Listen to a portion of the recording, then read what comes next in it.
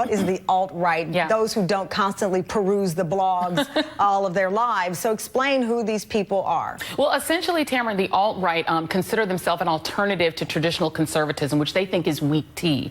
Their basic belief is that white Americans need to protect themselves against multiculturalism and immigration, which they believe are essentially watering down American culture and putting white people at a disadvantage. It's interesting that the term bigot was actually written into Donald Trump's speech. It wasn't an ad lib. And that is actually a signal from the alt-right, because they do believe that the real quote-unquote racism is racism against white Americans. So they're mostly young. They're very tech savvy. They've been connected to things like Gamergate, going after women, going after people of color. What you're seeing happen to Leslie Jones, that's a prime example. So what's the difference in, I guess, the alt-right and white nationalists, white supremacists, KKK? Are these all the same people, just with a different name here? Well, just as David Duke took the KKK and dressed it up in a suit and tie, the alt-right is also white nationalism, but they differentiate themselves in their own minds, saying, well, they are pro-white, and that they claim that that is not racism. So they are basically the next generation of what are traditionally the neo-Nazi movements, the KKK.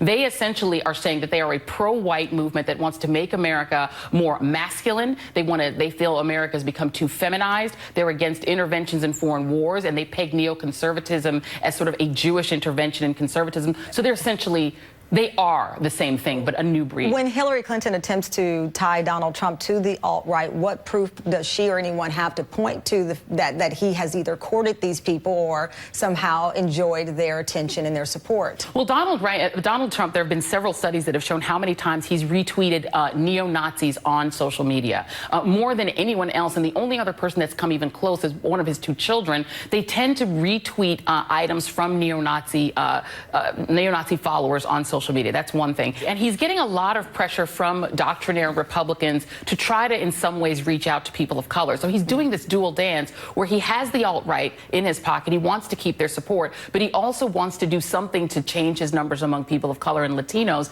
You really kind of can't do both, but that is what he's trying to do. There's not been a person in history who's been supported by an alt-right organization, right, and then blacks and Hispanics. Yeah, David Duke and the African-American community and the alt-right all in one coalition would be unprecedented.